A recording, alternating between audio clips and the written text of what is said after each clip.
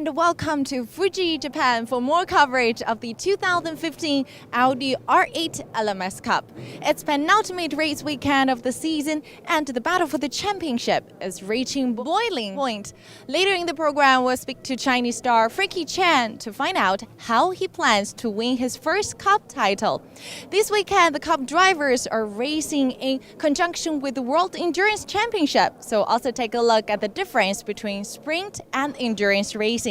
We'll look back in time to learn about the history of this iconic circuit.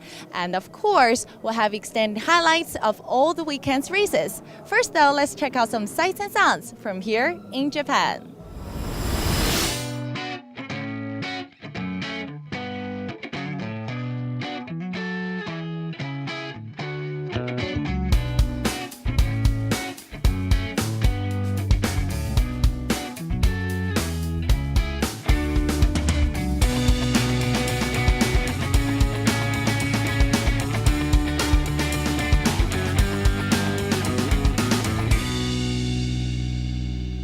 Konnichiwa, I'm Ryo Fukuda and welcome to Japan.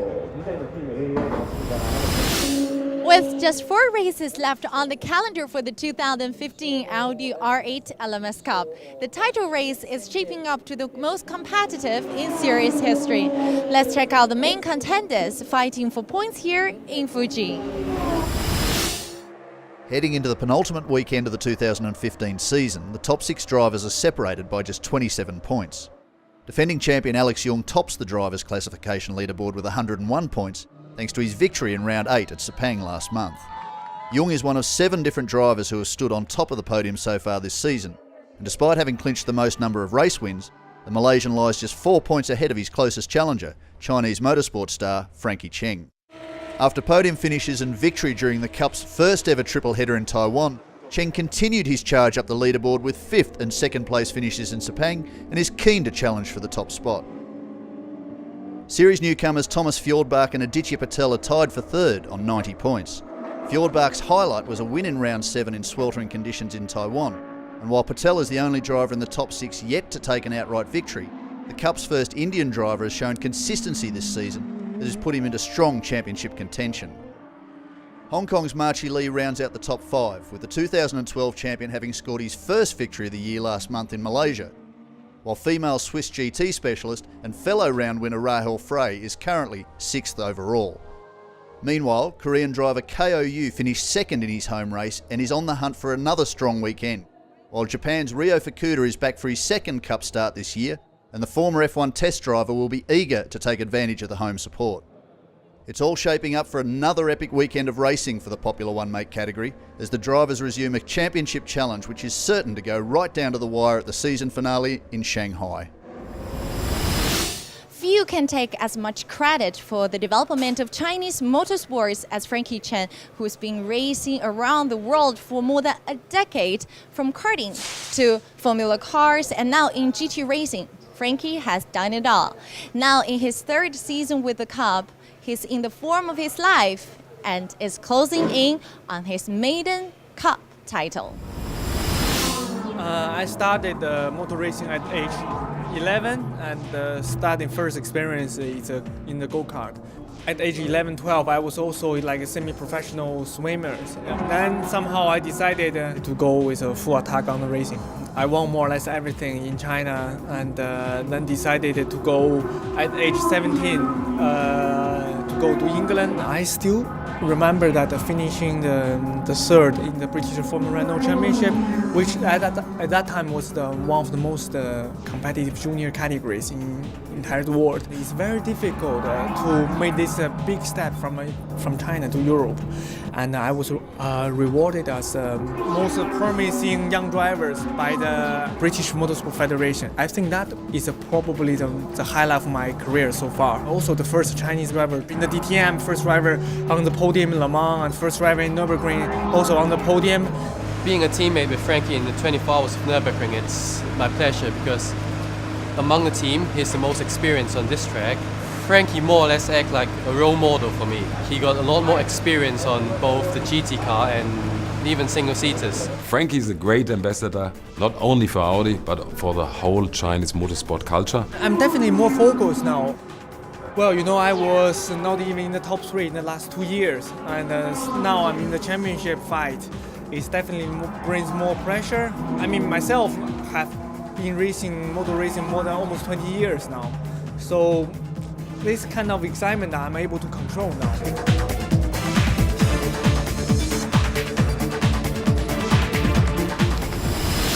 One of the most important races of all time took place right here on this track almost 40 years ago, and world-famous drivers have been competing around this challenging circuit ever since. Our reporter Mark Dreyer takes a look at the history of this legendary track. The recent Ron Howard movie Rush relived the dramatic 1976 Formula One title race between James Hunt and Niki Lauda, which ended right here in Fuji in torrential rain. One man who worked at the track that day was Fukushi Katsuji. Rain was so heavy Niki looked hesitant. Because this was the first ever Japanese Grand Prix, the eyes of the world were on Fuji. The race was due to be broadcast around the world, but the weather forced several delays. It did eventually go ahead, but Lauda felt conditions were too dangerous to race, especially given it was just months after the fiery accident that had almost claimed his life. His retirement effectively handed Hunt the title. But the rain wasn't the only dangerous thing about this circuit. Originally designed as a NASCAR-style oval in the 1960s, the long 1.5-kilometer home straight used to run downhill and then into this steep banked turn here. It was so fast and caused so many accidents that the track was then adapted into a road course in 1974, largely the same layouts that we see today. In fact, Japan was so desperate to host a Formula One Grand Prix that several changes were made to the circuit in order to cut out some of the high-speed corners. When F1 did come to Fuji in 1976, all the Japanese fans were very proud.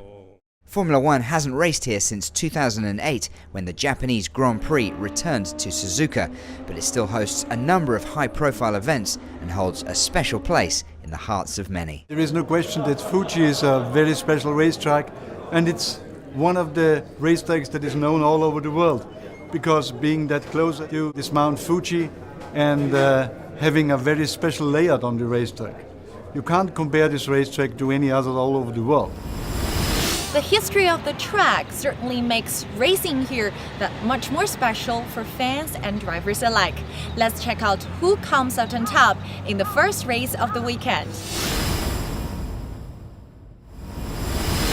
Round 10 at the Fuji International Speedway. We've got 16 turns and 4.5 kilometers in distance. Here's how they line up. Alex Yeong and March Lee's on the front row. From KOU, Sean Tong, Frankie Chen, Rahul Fry. That's your top 6. And Aditya Patel is in last place because on his one hot lap, he had all 4 wheels off the track. And it's race time here in Fuji, and Alex Yeong has got off to a really good start here from March Lee, coming there fast as well as KOU in the white car. On the outside there is Sean Tong. They're coming into the first turn, and it looks like Alex Yeong is going to be taking the lead as they go by 2 by 2.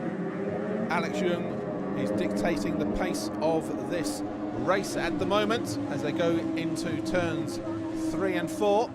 Rahul Fry's mid-pack, trying to move up a couple of positions, and Aditya Patel is also scything through the field after starting on P18 on the grid. Alex Yeong still in the lead there from KOU, and now Frankie Chen's in 3rd position. Ryo Fukuda has got some problems now as Sean Tong is chasing him hard. He comes on the inside. Sean, has he got that position? Yes, he has. That's a good braking manoeuvre there.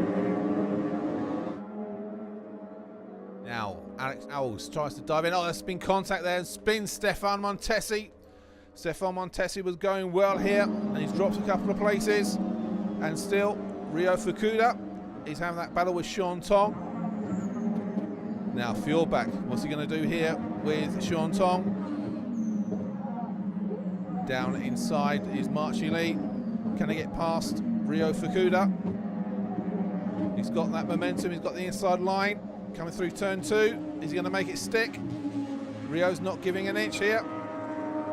Here comes Ryo into turn 3. Looks like a push to pass manoeuvre. Now Rahul Fry down into turn 1, trying to overtake Marchi Lee. Just pushes Marchi Lee a little bit wide. And Marshall Lee, he may have dropped back down the field with that extra 50 kg ballast right next to him in the car. Now you've got Sean Tong against Frankie Chen. It's a drag race down to the first turn. Sean Tong looks like he's going to be overtaking Frankie. So it's Alex Young, KOU, and now Sean Tong fills the final position on the podium. And Sean Tong must be loving that because he sees Frankie as a mentor. So the student has beaten the principal. And over the line, Alex Young wins round 10 of the Audi R8 LMS Cup. And you can see Alex is delighted with that victory. Everything went to plan. We used the older tires for this run, so we have the new tires for the next run. When I'm carrying 50 kilos, it'd be a lot better with 50 kilos. Hey, dude. It was really difficult because KU was much faster than me. Alex is a perfect driver, no mistake. Overall, finishing on the podium in my first visit in Fuji, I'm really happy.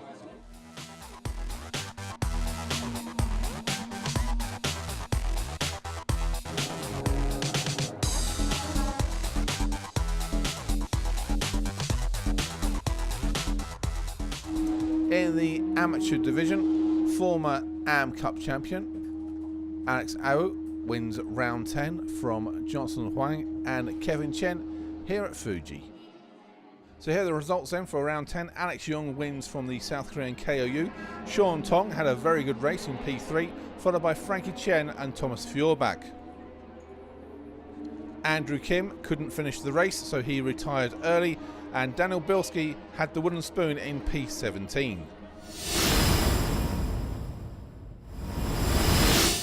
All the races in the Audi R8 LMS Cup last a little over 30 minutes and are classified as sprint races. But alongside the Cup this weekend is a marathon 6-hour race in the World Endurance Championship that combines high speeds with new elements of strategy. Let's take a look at the difference between sprint and endurance races.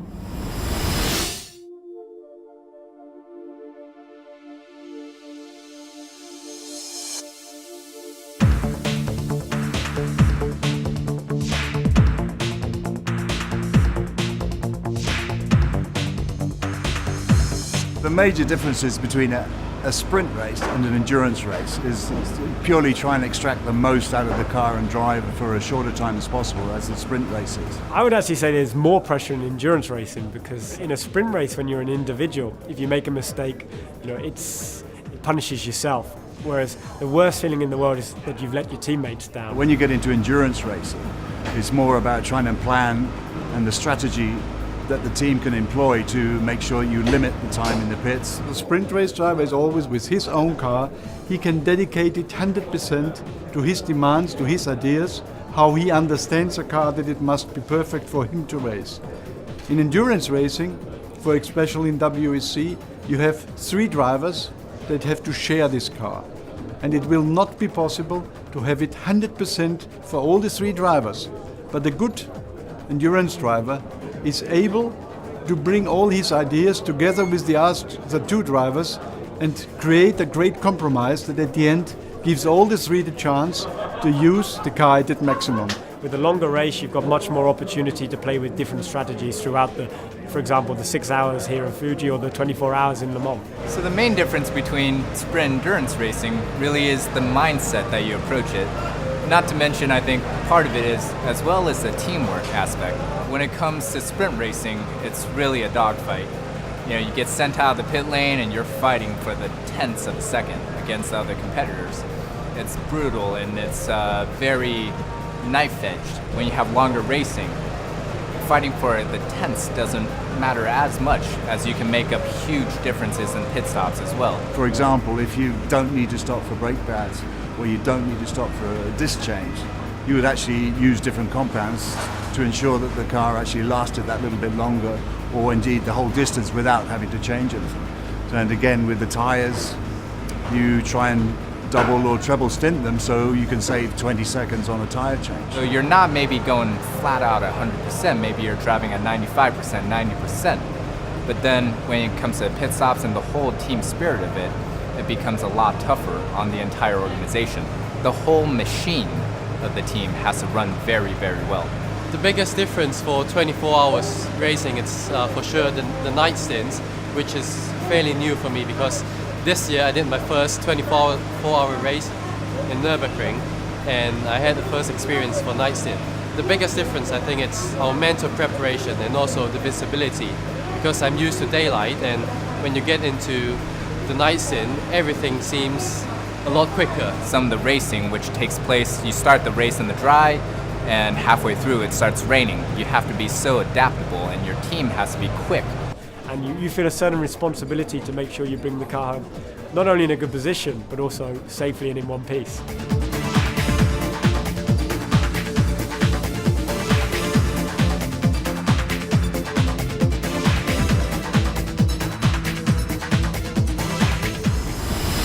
Several of our drivers have experience with endurance racing, but the Cup is all about the sprint.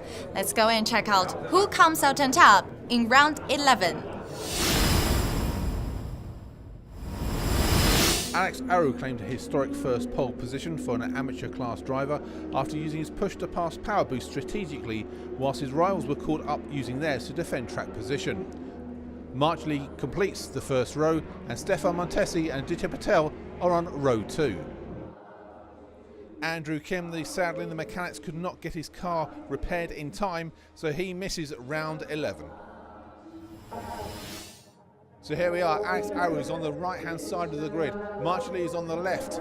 The lights are all lit up, and it's race time in Fuji, and March Lee needs to get a fly to get in front of the amateur class driver, Alex Aru. Here comes also Stefan Montesi, Fjordback's looking on the inside, also there with Aditya Patel. They come into the first turn, and Stefan Montesi's gone wide. He's blinding his chance of third place, and look at that, Fjordback and Aditya Patel's nudged Alex Aru, and Fjordback's out, and Alex Young's just nudged there.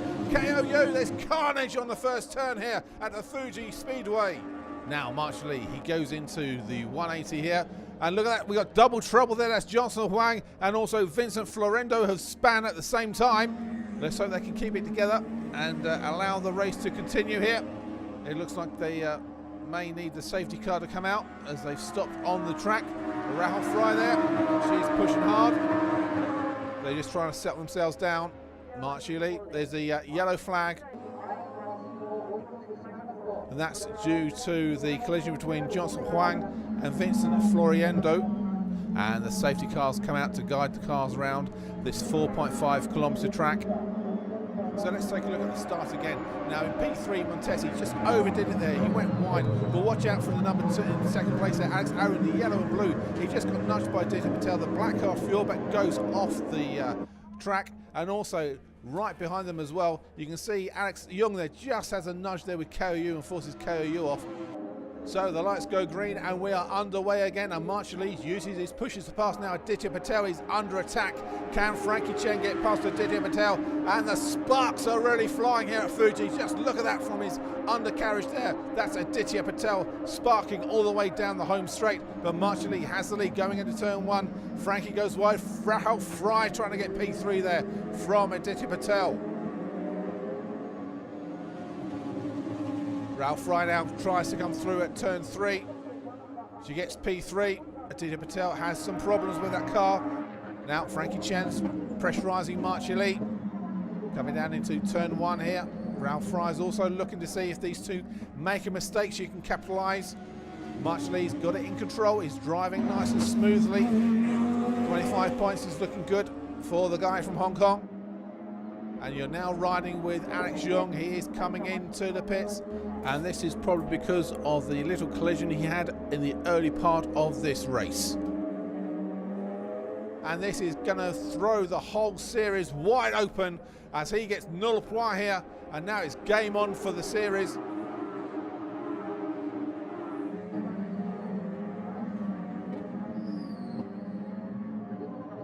Stefano Montesi and Jeffrey Lee come together a little bit there. Fjordback's also watching these two, duking out down into the hairpin, around the 100R into the hairpin, and Jeffrey Lee retakes Thomas Fjordback. March Lee's cruising to victory here. He hasn't got far to go. And here he comes, March Lee. He wins round 11 of the Audi R8 LMS Cup, and Frankie Chen gets second place. That means he's joint leader in the overall series with 2 races to go in Shanghai. Marshall, the winner of this round, is happy, celebrates with Rene Koenberg. I think I make an okay start, then I have a jump in the first corner, then I just maintain the pace. The safety car come in, I just keep calm, and I think my pace is good enough to win. So looking forward in Shanghai. And Alex. Going to Shanghai with leading the championship, I could not expect that, and but I must say a big thanks to the team.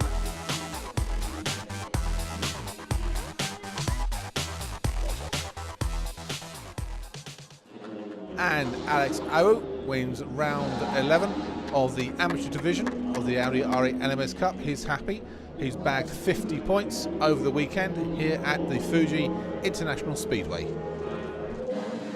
And what a dramatic race that was. Marshall wins and keeps his title hopes alive. Meanwhile, Frankie Chen finished second, and he now is joint leader in the overall series. And in the latter half of the field, there were 4 did not finishes, and Alex Young retired due to a broken suspension early in the race. So as everyone packs their bags and heads off to Shanghai, here's how the overall standings look. Alex Young and Frankie Chen lead, both on 127 points from Marshall and Thomas Fjordbach. Alex Young's weekend didn't finish off well. He had to retire with a suspension problem, and also Aditya Patel's chances of the title took a serious dent when his under tray was damaged in round 11 as well. So we're all off, and we'll see you in Shanghai. Before we go, this is just a time to tell you about the new and improved Audi R8 LMS Cup.com website.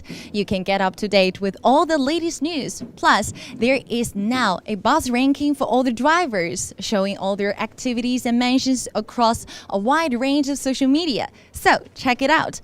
Well, that is the end of a dramatic race weekend that saw Alex Young pull away in the title race, and then Frankie Chen reeled him back in, meaning those two are neck and neck heading to Shanghai for the season finale. It's sure to be an epic finish. We'll see then. But now, goodbye from Japan.